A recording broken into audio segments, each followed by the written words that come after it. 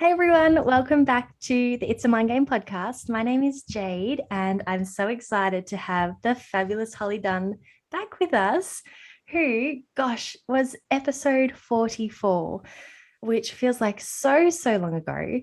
If you haven't listened to that episode, I highly recommend you go back and have a listen because it is quite an epic conversation.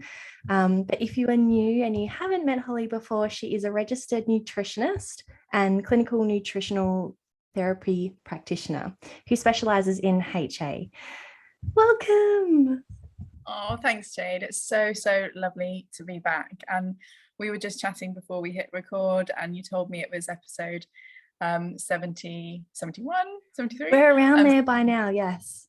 I can't believe it. So it's absolutely fantastic to see sort of the progress in the podcast. And so thank you very much for having me back. It's great to be here.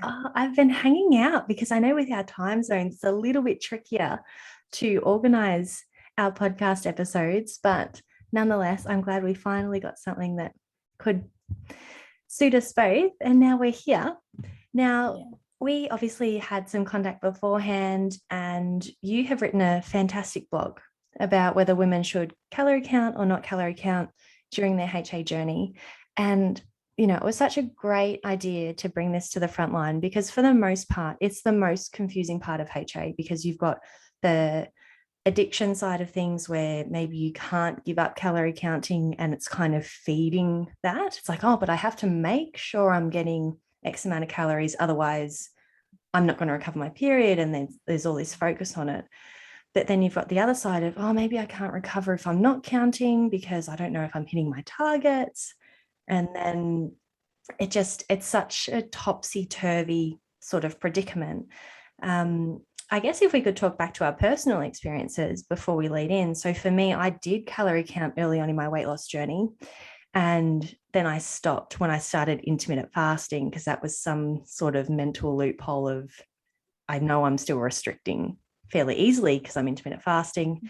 And then that faded. And when I learned of HA recovery, I learned the calorie targets and I had a serious think with myself and thought, you know what, I'm too sensitive to that app. I just obsess over numbers.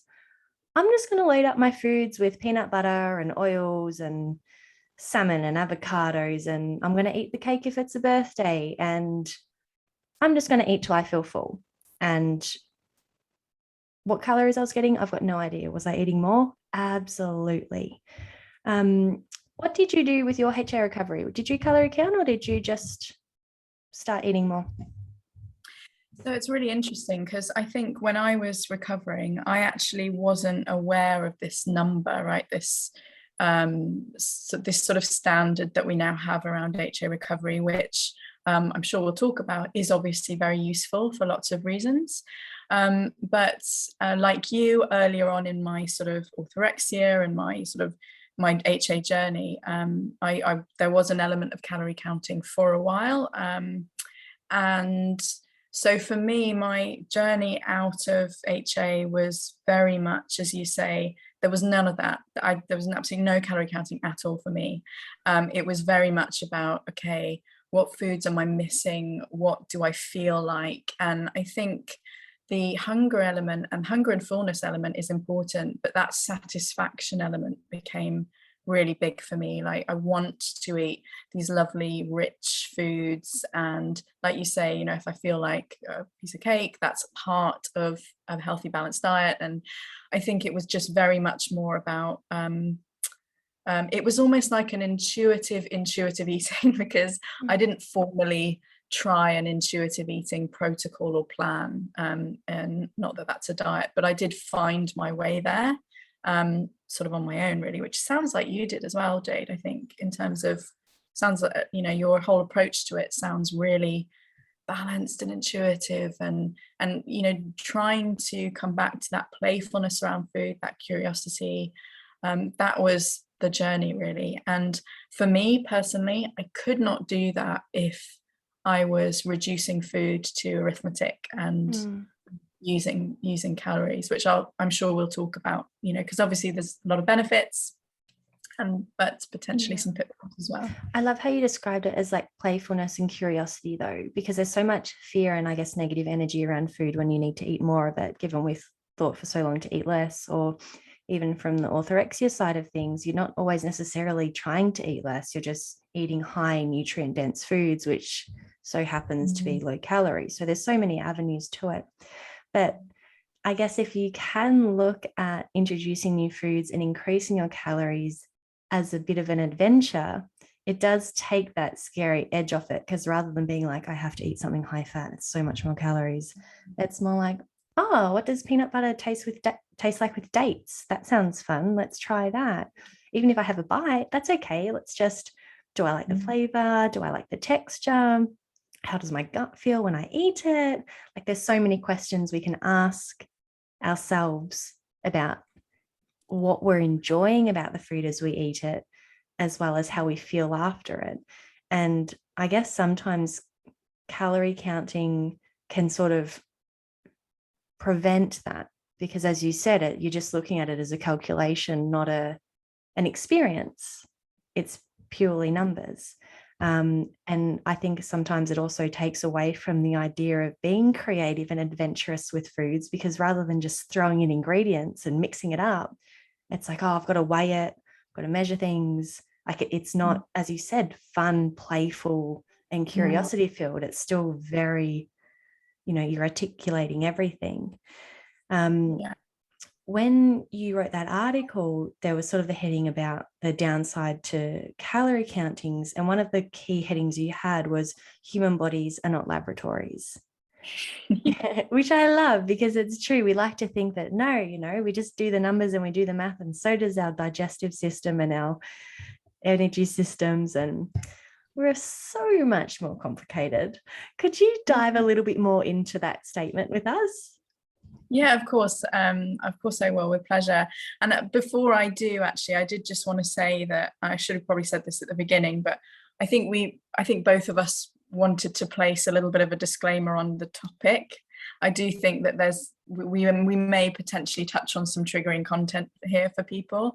So certainly, as I talk a little bit about the science of the calorie and different types of energy profiles of foods as well, I really don't want to trigger anyone. So if you're likely to get triggered, I just want to say that, because I think I just want to be sort of a little bit responsible about what we're talking about here. But yeah, so human bodies are not laboratories. And I think that the idea that a calorie is a calorie is so pervasive that we often forget about the sources of the calories, the context in which they're found in foods, and how they're used in the body. And that calorie is a calorie, or all calories are equal, it's very, very strong in the fitness world. And I'm sure from your background, you'll know that really well as well. And it is true to a certain extent that calories are equal outside of the body, because a calorie essentially is a unit of energy. And when we measure calories in foods using something called a bomb calorimeter, you're essentially burning that desiccated food to see how much it changes the temperature of water. So when we do that in a laboratory setting, that's essentially how calories in foods are calculated, to see how much heat they produce, and so how much energy they're going to provide us in the body. But I guess the problem is that process, doesn't take into account how foods are digested, the food structure, how they're broken down in the body, and then how, after they've been broken down and digested and absorbed into the blood, how they're then metabolized in our cells to produce energy. And different nutrients have these different structures that basically require different biochemical pathways and processes for extracting their energy. And when what's left, when the calories gone through, or the food's gone through that whole process, what's actually left and available for us to use as energy is different depending on what nutrient we've eaten. So I hope that sort of that makes sense, I'm going to try and explain this by giving you some examples. So protein is a good example of this when we're thinking about, so technically carbohydrates and proteins gram for gram share the same caloric value. So proteins and carbohydrates both have approximately this is the triggering content really, 4 calories per gram. But the calories in protein are only 70% available to us for energy. So once they've been metabolized for energy, and metabolism is that energy releasing process that occurs after digestion and absorption. The energy left is only 70%. So that's different to the carbohydrates and the fats, where in fats you've got around 90% energy or caloric availability. So I think that in itself, you think, okay, right, so fat-rich foods are going to be naturally more energy available. But then if you take another example, so something like nuts is a great example of this. Nuts are well known for being, really energy dense. They've got a high fat content. But nuts as part of a healthy, balanced diet, and, there have been observational and experimental studies on this, show that when humans, eat nuts, they introduce in studies where people are eating sort of an extra portion of nuts a day, it makes absolutely no effect. It has no effect on their body weight. So by a sort of process of elimination, it makes this means that there's been no difference on that person's energy balance. And the reasons for that. So just to clarify, just in case anyone's, based on the study that you're coming from, it's, let's say someone's having X amount of calories a day with one portion of nuts, like general serving, they've added in a second serving. So their overall calories have increased by whatever that nut portion is, yet their body weight has stayed the same. Yes, exactly. Okay, awesome. In the studies, so there's different types. Because I'm sure heaps of people heard that went, yeah, right. Like their calories went up. Of course their weight went up. But yeah, so the observational studies, no, it's a different type of study. In experimental or an interventional study, yes. Although how closely we could monitor whether or not someone was reducing their calorie intake in another sense is not entirely clear. But I think when someone is prescribed, so the point is when they're prescribed, just please can you eat an extra 100, 200 grams of nuts a day or whatever it might be, their weight didn't change. And one of the reasons for this is essentially the mechanisms involved in appetite control, the dietary induced thermogenesis. So that's how much heat is released from the foods, how much heat release is in the food. How much heat the food releases when we metabolize it. And things, other discrepancies around how energy available, that's how food available energy is in that food. God. It's quite the tongue twister, but you are making perfect sense. Good. So essentially in this respect, when we're talking about human bodies not being laboratories, we have to take into account the composition of the foods, and how food is packaged up in what we're eating. And when we're thinking of bringing this back to HA, or recovering from disordered eating or any form of relative energy deficiency, calories themselves don't always translate, and essentially if we're eating a lot of these very thermogenic foods that are metabolized in a certain way, that they're very helpful for us, but we may actually not be reaching our calorie requirement. We may still not be getting enough energy simply because of the foods that we're choosing, and we have to just be mindful of what we're eating, the way that those foods are put together, and also things like the way we prepare them and consume, and combine the foods as well. So that's really a separate point.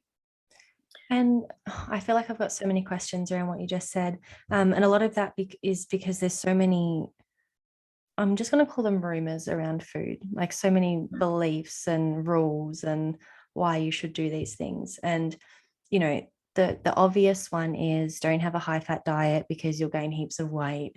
And, you know, so that's a really obvious one. Like even people that aren't trying to lose weight, if they happen to see someone, because I demolish nuts, like I eat them like someone would a bag of chips. I love them.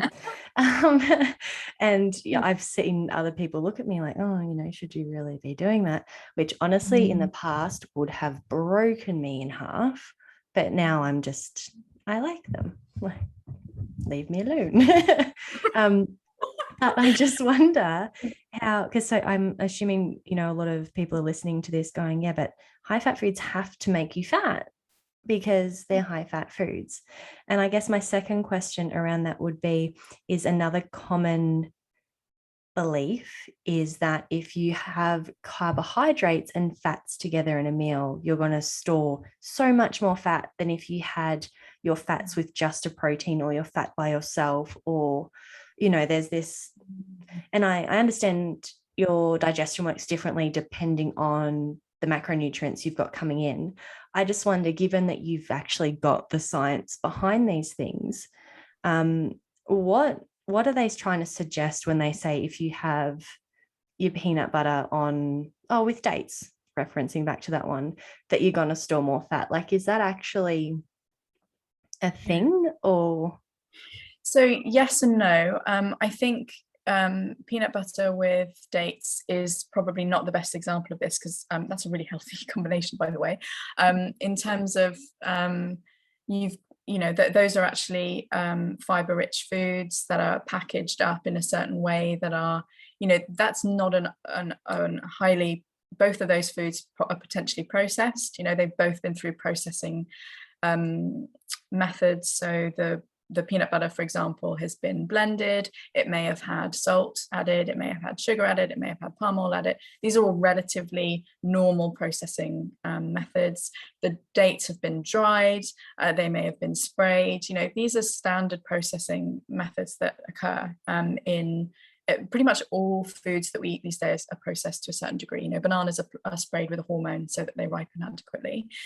It's very, very difficult to find a food that's not been processed. But when we eat foods that are, so if we were going to combine fats and sugars, you know, natural or otherwise, in an ultra processed way. So these are ultra processed foods, are foods that have been processed to a certain degree whereby they no longer resemble something that we could we find in nature, or we could even replicate in the kitchen or in a restaurant.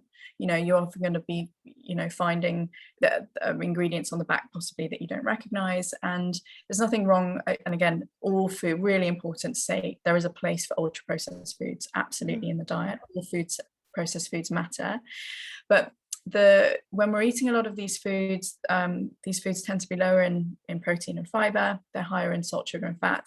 And that combination there, where we've taken the protein and the fiber away, the brain responds slightly differently. So when we eat carbohydrate, we tend to have some understanding intuitively of how much we're eating. And so we might reach a fullness at a certain threshold. Same goes for fat. We have a sort of an understanding to a certain degree. It'll be slightly different as to how full we feel. And the same goes with protein, even though with protein we tend to feel fuller much faster.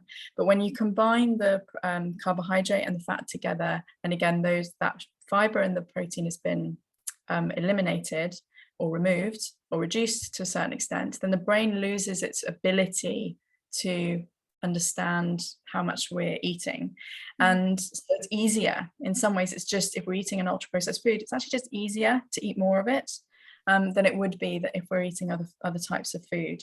So I hope that explains that's a really great response, and thank you so much for clearing that up, because for one, I definitely don't want anyone thinking that I'm demonizing this combination. Like, it's purely a question on that rumor or belief that people have.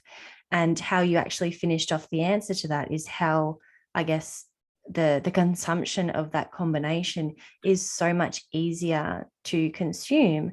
And that tends to be why those sorts of foods are encouraged during HA and ED recovery, because it's just a lot as you said, it's a lot easier to consume. So it's not that we're trying to put you off track from your healthy diet that's all fruit, veggies, and meat. It's actually in order to achieve your goals and get more energy in, those sorts of foods really help you to do so, because you're not feeling super full straight away, and you're not, and even just as like palatable when it comes to enjoying food, that combination is actually like a really tasty, desirable thing, which can scare a lot of people too, because it's like, oh, but as soon as I taste it, I can't stop. And whether that's because you're worried about binging, or whether it purely is just because you're really enjoying this food and previously you've been eating really dull, boring, low calorie, non-enjoyable foods. So no, that was a wonderful response. I do think it's important to say though there that I think that yes, you may be able to eat more of that food because of the way that it's designed. Is you're designed to respond that way, but you're also allowed to respond that way. You're allowed to just want to eat more food and to eat these fun, playful foods. And I wouldn't be encouraging people to eat only ultra processed foods in HA recovery either, because I don't believe that would be healthful, or to the sort of if we're looking at everything as a whole. But it's about allowing, making space for some of these foods, because in a certain sense, alongside all of the other, fiber, protein rich, healthy, whatever you want to call labels you want to use, these foods have a place as well. These less conventionally acceptable foods also have a place. Yeah, so I'd love to, I guess, dive into, because you hear both sides of the fence, where there's lots of women who recover their cycle while maintaining a fair few of their food rules. They're just consuming more. And then you've got others who turn to a lot more processed foods and they also get their period back. And then people get confused. Well, should I be eating the highly processed? Should I be sticking to my super clean? And I'm just using those words because they're common phrases, like food is food, enjoy your food. It's but I do think that a big part of women that are recovering from HA and ED who are choosing the more processed foods, it's important to sort of consider that for a lot of people, like there's 100% the enjoyment factor of you should be able to enjoy these foods. And if you want to have them, you should. But there's also that exposure therapy where it's, I just need to eat it regularly for a little while, so I'm not afraid to eat it anymore. And that's absolutely okay too. Do you find sometimes with your clients, they get a bit overwhelmed with, like, I need to eat processed foods, but I don't want to eat too much because they're just not that great for you, but I need to, but I don't want to. And it's that just topsy-turvy back and forth, logical, emotional bubble. Yes. so definitely. And I would say what I would say is I love what you just said there about exposure therapy, because I feel like that's exactly the process of recovery. Is it's not overwhelm, it's being gentle, appreciating it takes time, but that consistent challenging yourself each week or each day with a food or a meal or a habit, or eating at a different time, or something that makes you feel uncomfortable, is really important. And a lot of the time when I'm working with clients, we're not just looking at just getting the period back in isolation, because we're looking at, okay, what else is going on for this person in terms of their health? And often they're presenting with other symptoms that I'm also trying to address. So we're looking at, and I'm also it's really important to me that I'm not taking someone straight, out of the way that they want to eat, to obviously I'm going to challenge, but I feel like this is a way, the way that you eat right now is a product of years of habits, and there's a huge amount of attachment there. So, and I also want people to be eating some of those, and again, just using the labels, because we're used to using the labels, some of these more healthy foods. That's also really important. But if we're eating too much of all of those sort of health fibrous foods, the other symptoms like bloating can be really, really common, and feeling uncomfortable. But if we're going to just eat the ultra processed foods, obviously that's going to create potentially its own issues and problems. So it's absolutely about understanding the way that person eats, making small minor adjustments, making some tweaks to help them choose some more energy or calorie available types of foods in certain, in their breakfast, for example, or lunch, and then maybe challenging that lovely exposure therapy idea that you use, weaving that in at times. And just it has to be gentle, because there's no sort of strict plan with it, and we're all individuals. What works for one person really doesn't work for someone else, and everyone starts at a different place. Everyone is starting from somewhere different. So my biggest challenge at the beginning is really trying to understand, okay, how is this person eating, and then how are they operating? What are the other sort of lifestyle? How are they moving? What are the sort of stress factors going? What does their day look like, essentially? And then going in with some small minor adjustments here and there, and just trying to see what we can do that isn't going to scare someone, because we can actually scare people away, and that means that they don't get the help that they need. So but I don't want people to lose enjoyment or either from the way that they're eating. So it's a very long-winded response to your question. No, it was absolutely perfect though. I guess thinking back to the human bodies are not laboratories, you said the energy availability for protein was 70%, fats are 90%. What's carbohydrates? So fats are around 98%, and carbohydrates around 92%. So quite similar. But it's interesting because the calories in the proteins and the fat and the carbohydrates they have the similar value. They have a similar value in those, but they're less. And again, there are a few other factors here in terms of the way we prepare the food is also going to make a difference, and the way we combine foods is going to make a difference as well. So talked about that a little bit already. In terms of preparation methods, cooking and blending and juicing makes a difference. So if I'm not happy, if you're still somebody who's just not happy with eating some form of ultra processing foods, then actually blending your foods or juicing them or cooking them down, that can be a really helpful way to make the energy in the food more available to us, because essentially most cooking processes are an extension of the digestion process. So we're actually starting to digest the food essentially outside the body. So we're reducing the work that the body has to do to have access to that energy in the food. And then just being mindful of how we're combining foods as well, because that also can make a difference in terms of how quickly foods are broken down and released as energy. And I think there are a few other sort of nuances there as well that I talk about a little bit in the article, which might be helpful. Yeah, because I think the preparation and consumption is something that can definitely be overlooked. And even, because the whole juicing thing was quite a craze for some time. And I remember some people, keep the pulp, others would take out the pulp.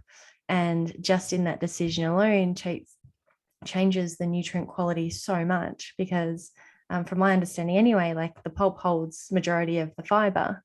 And, the fiber is what helps you digest the sugars really well. Is that correct? Yeah, so juicing, when we extract the fiber from the food, it increases the glycemic load of the juice. So that's essentially referring to the effect of that food on your blood glucose level. And the fiber that we remove, say for example, if you're going for a run in the morning, or you might, and you're trying to fuel before that run, you might want to have some simple sugars, including something like a glass of juice, right? That might not be appropriate at other times in the day, or if it is, you might want to be adding in the protein and the fat somewhere else, or going for the smoothie, not the juice. But there is definitely a place for things like juicing, especially if you're very, very active and you need a quick supply of energy to sort of reassure the body that there's glucose available. And if you're then, are being active and, going out and doing stuff immediately after having some juice, then the movement of the muscles helps to pull that glucose into the cells. So it's actually not damaging to us in a way that we might have thought, oh, juicing is really bad and juicing is really unhealthy and we should add all the pulp in there, etc. Having said that, personally, I would say a smoothie tends to be better than a juice. For most people, we don't want to be taking or eliminating all of the fiber from the diet, because obviously we'd all be very ill. We need fiber to feed the bacteria in our guts, and that's in itself is very important for our mental health and all sorts of other things too. So they both have a place. I was just going to say one thing, and it's just refreshing me from the last time that we spoke, is I love your language around food, because it very much comes from a place of like, it should be enjoyed. But even just what you said then, it was more like food's such a wonderful tool. Like you mentioned how depending on what your movement's going to be, or depending, I guess, how long your day is going to be, or any kind of stresses that are coming at you, or level of activity, you can always, like the way you described it was like food is almost the superpower. Like we can use it to maximize all of these things, rather than, I guess, sometimes during this journey of HA and ED, we get lost into a part where sometimes it can feel like food becomes the demon. It's like, oh, we have to consume it because, I'm still going to consume as little as I can, or as healthy as I can, or whatever that rule might be. But I guess sometimes it can take the tool aspect out of it, because it's so controlling that there's no room to be joyous about it. I don't even know if I'm making sense with what I'm trying to say. But just the way you explained that was very much like no food in any, I guess, shape or form is going to be dangerous to you. It's all about, one, enjoyment, and two, like if you want to get extra out of it, yes, there's definitely timeframes you can consume it to get more like energy into the cells, but as a whole, it's always going to be beneficial to you. I really love the way you've described that as well. And you actually sort of alluded to something there around, when we're recovering, and there's this temptation, isn't there, to think of, okay, so there are going to be there's a right way to do this, there's a right way to recover, there's a right number of calories, there's a right set of foods that I need to recover. And that in itself, that's a sort of the mindset and the behaviors there that have led us to this place in the first place are sort of coming into this sort of whole recovery process. And to a certain extent, we want to let go of those and just allow ourselves to let go from this need to control, possibly is a word, but also micromanage or whatever it might be. But there is that element that actually, no, we do just need to let go, and that in itself is the challenge. That's what becomes the challenge, not reaching that quota or that calorie quota a day. And I think in order to find that sort of intuitive eating approach, because I think diet culture's sort of taken the joy out of intuitive eating, because now it's a new form of diet protocol. If you search it on Google, that's right. Like it's because you've got a calorie restricted meal plan for your intuitive eating, and it defeats the point. But did you find, whether it be from your own experiences or from working with clients, you've got those first stages of recovery where you're deliberately and consciously including new foods because you're trying to change your gut microbiome, you're trying to get over some fears, you're trying to rediscover what food you like, what food you don't like, because that's okay too. You can add in some things and go, oh, like I just don't like it. But I just lost my train of thought. No. Oh, I guess, sorry, intuitive eating. There we go. I've got it back. I'm so sorry, guys. I'm so sorry. Did you find that some of that, I guess, exploration early weeks, months, however long, that were very conscious and specific, that is what led you into intuitive eating? Because once you sort of got over the hurdle of, all right, I'm going to try new food today, I'm going to add in some fats today, or I'm going to add in a bit more protein, or whatever those little baby steps you took to start recovering from HA or ED. And then suddenly you started learning, this feels really good when I eat it, this tastes really nice when I eat it. And it's almost like after a little while, the training wheels sort of go off and you can actually sit there with yourself and go, like, what do I need today? What do I feel like today? What am I going to enjoy today? But it's almost like you needed to put in conscious effort to explore before you could get in tune. For me, I don't I can't really say that I felt because my recovery was such a sort of winding process. I was very much learning, and I've always had I've always come from a place of really appreciating and loving food. So for me, it seemed very natural to be curious about things and just sort of start to change things very gradually and very slowly. No, I don't think I had like a rule book or like a sort of a list of things that of targets, that I wanted to do this week personally.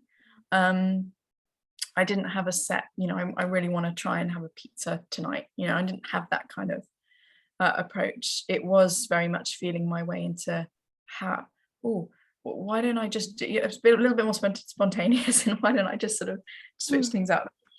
So it was, it felt a lot more, I guess this is going to sound really weird to say, but I think my intuitive eating process was very intuitive, actually. No, but it's important to share because everyone's journey is different though. So for you, as you said, it was more of I'm going to be spontaneous with my meals. And it's very important for me to say, actually, that as a nutritionist and as a nutrition professional, I was in a different position. I was coming from a place of knowledge and privilege, because I knew that a lot of foods were helpful, and I knew which ones were helpful. And so my ability to switch off parts of my brain and then turn on other parts of my brain was just there already. So I think for some people who possibly don't know where to start, it might have to be a little bit more structured and a little bit more, working with someone or even a friend or a coach or a family member to challenge you, then it's slightly different. So yes, I did everything myself, but also if you do remember that my position is slightly different in that respect, because I did know more about things. No,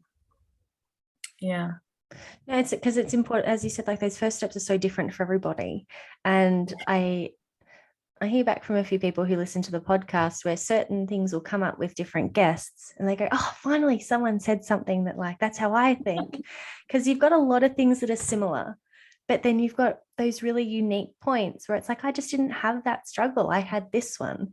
And so I love it when new things come to light. And as you said, like you did have the education, and then a lot of the nutritionists I've spoken to on the podcast and off the podcast, they've both come from a place where sometimes their education is what caused their disorder in the first place, because they were just so passionate to become the healthiest person they could be that the education consumed them.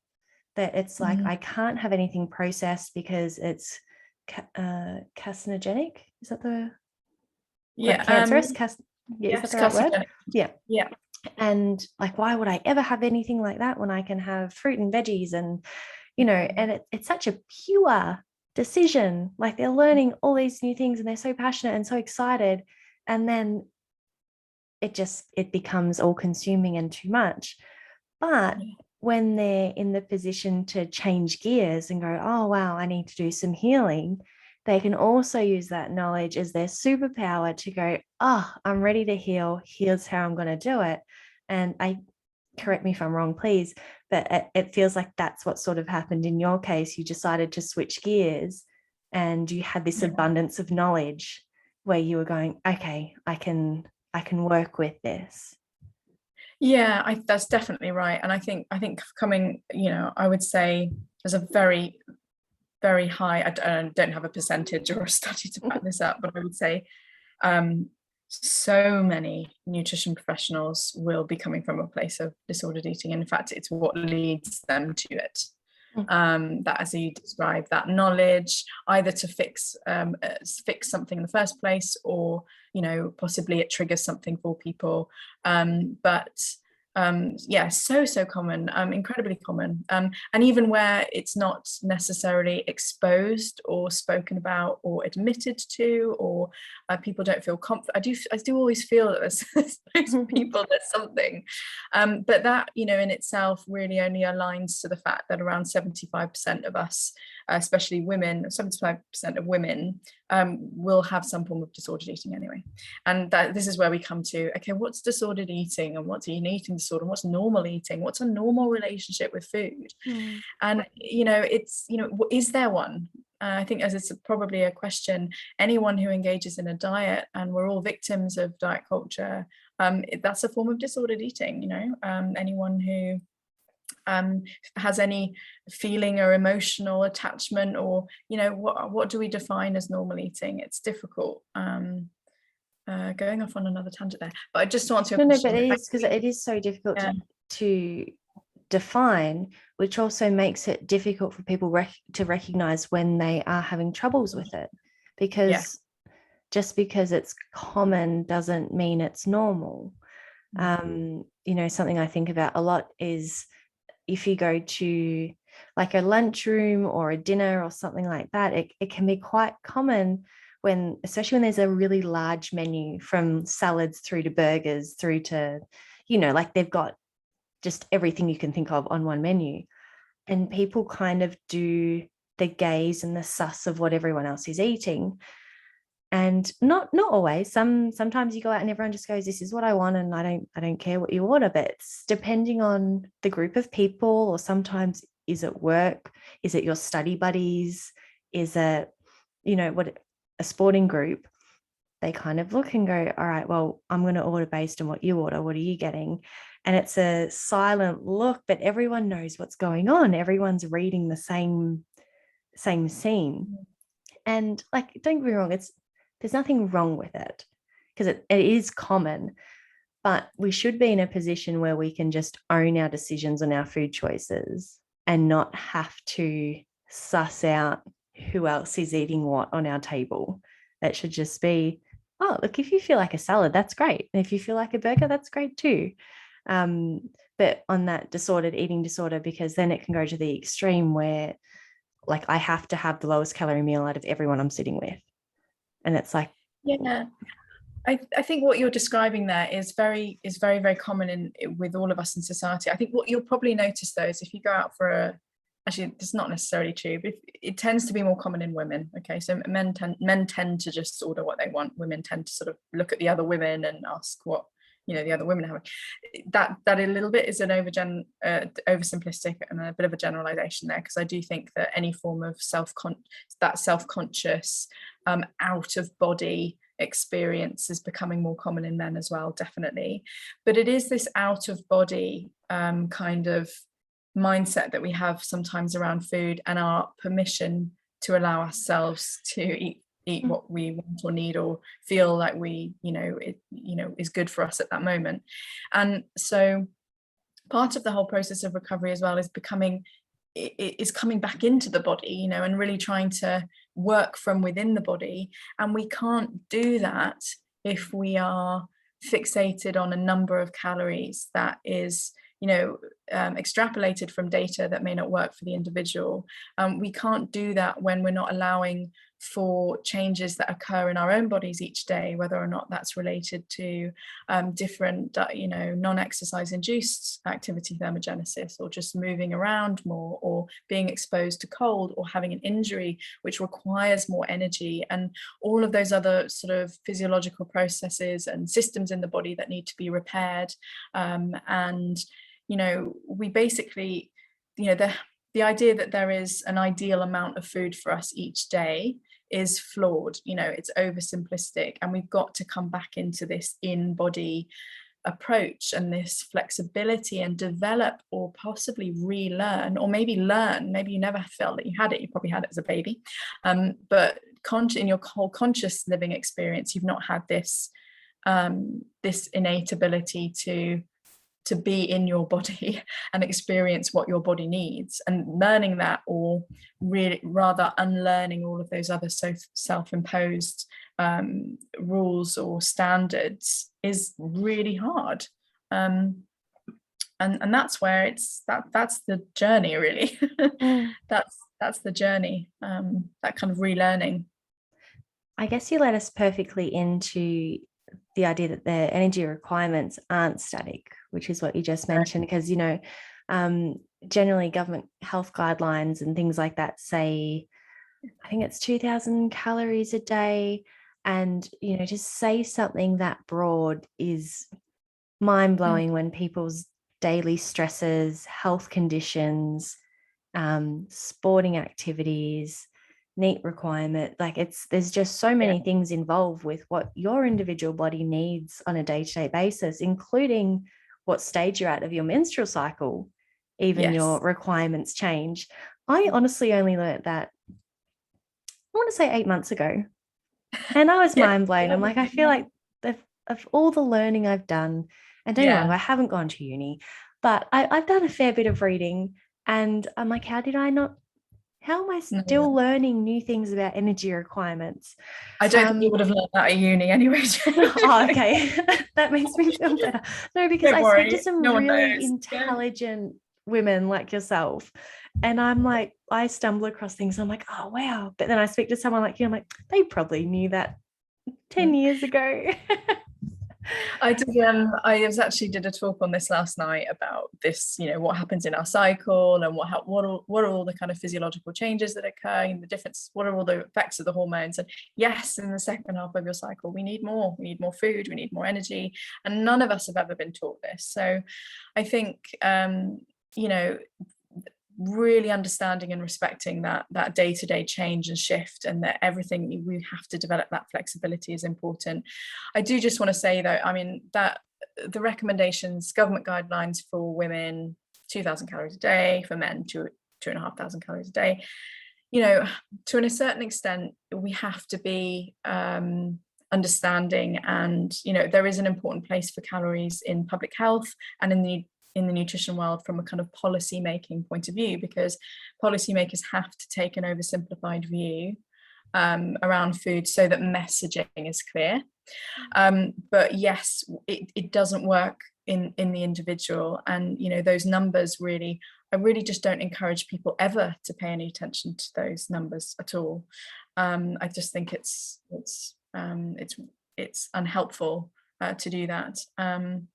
Another way that we're all different, and we may, for example, require different energy and then different energy intake, is expressed in our gut microbiome as well. The gut bacteria, the gut bacterial genes in our tummies, and this is really relatively recent. I mean, it's only in recent years that evidence has shown this, but those species in the gut do have an impact, we believe, on our ability to extract energy from digested food. So, some of us are more efficient at extracting energy from food via the little amazing workings of those microbial species. We're both having a day like that today. Yeah, I know. I feel like you have more of an excuse though. and others of us are less efficient, and we do know that the what's happening to mum and baby in utero, that can influence how the baby, the baby's ability, the baby's microbiome. And we know that the microbiome is different in people with larger bodies to it is with people who are suffering from anorexia nervosa, for example. The microbiome undergoes huge changes that are long lasting in terms of energy extraction. So it's all a little bit unclear at the moment as to, and whether how we can manipulate that, if we can manipulate that, if we should be manipulating that. And diet culture will probably want to produce because that was going to be my next question. It's if can you manipulate that microbiome with nutrition?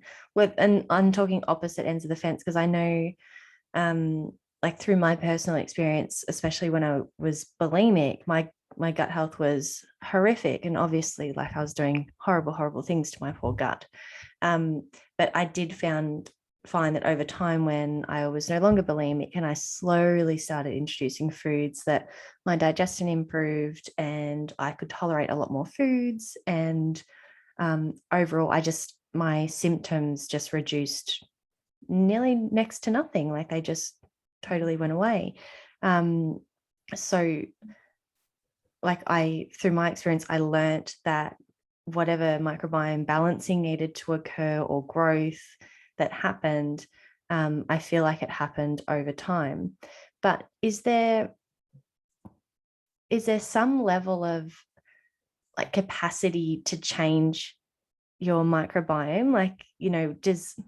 Is there the potential that just like a fingerprint, I guess I'm trying to get at, because we are so unique and individual, could it be that we've just got our own sort of imprint of microbiome, and you can play around a little bit, but for the most part your makeup is your makeup?